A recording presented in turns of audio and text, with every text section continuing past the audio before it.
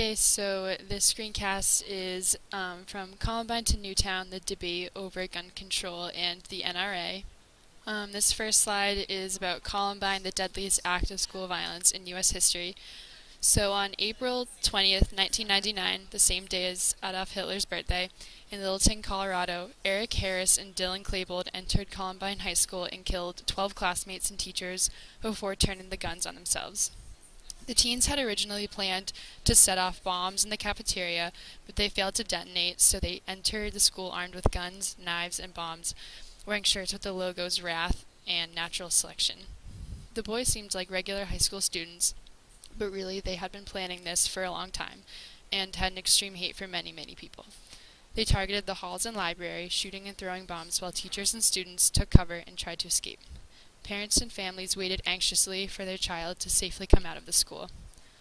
Although nobody saw this coming, Eric and Dylan were both involved in crime, loved violent video games, and were very interested in guns and bombs. They even had them in their rooms. So here are pictures of Dylan and Eric in the school, and this is a picture of some of the victims. And these are pictures, this is some of the news coverage from the day, and then this is a picture about how this, as much as this was a time of tragedy, it also brought about a sense of hope and change. So throughout the nation, there was outreach and support. On April 24th, President Clinton encouraged the U.S. to pray for victims and commended those first responders, medics, teachers, and students who had been very brave. He also encouraged the removal of violence from young culture. Since Eric, Dylan, and other violent kids played video games like Doom and Killer Instinct, he proposed that the more children see of violence, the more numb they are to the deadly consequences of violence. He pushed for safer schools, more counselors and conflict resolution programs, $12 million for emergency teams, and more metal detectors in schools. He also passed 3 bills to keep guns out of the hands of juveniles and held the first White House conference on mental health. So this really set the tone for major change to gun laws. In recent years, there have also been other instances of violence. In 2007, Swing Hee Cho killed 32 people at Virginia Tech, and in 2011, Jared Lee Loeffner opened fire and killed 6 people, injuring U.S. Representative Gabrielle Giffords outside of a shopping center in Tucson, Arizona. He used a semi-automatic pistol, which he bought at a sporting goods store. Last summer, in Aurora, Colorado, James Holmes opened fire in a movie theater during the midnight premiere of The Dark Knight Rises.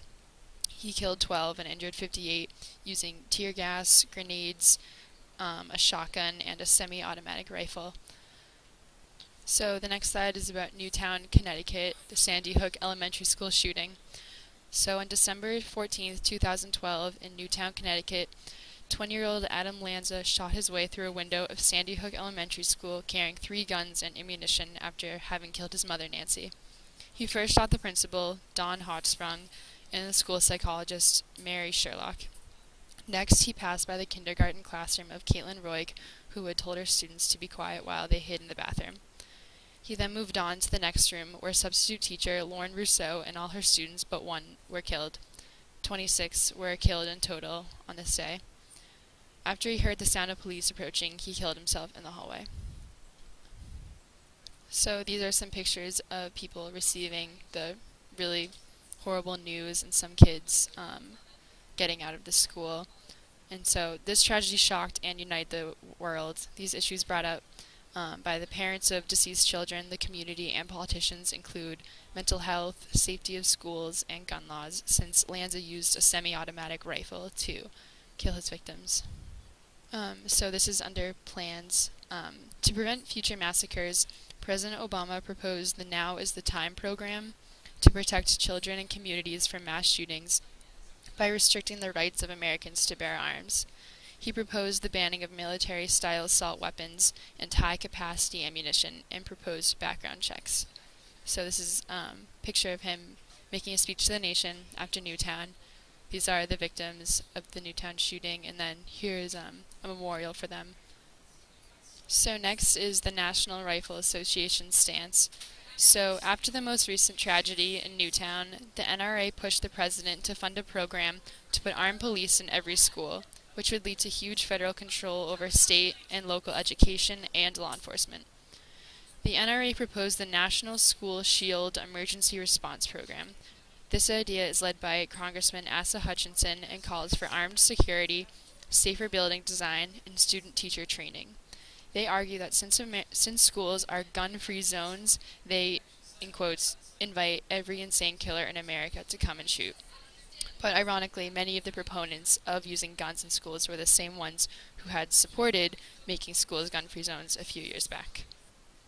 And another ironic point is that although the NRA claims to fight for the Second Amendment to bear arms, they're also define the 10th Amendment with this new SHIELD emergency response program, because the 10th Amendment states that the federal government only has delegated and enumerated powers expressly given to them by the state and the people.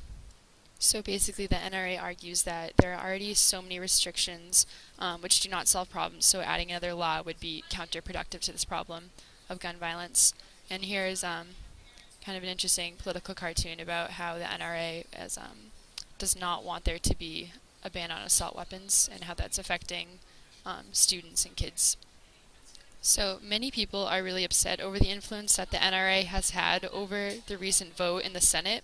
Senators Manchin and Toomey created a background check bill in April 2013, but it failed 54 to 60.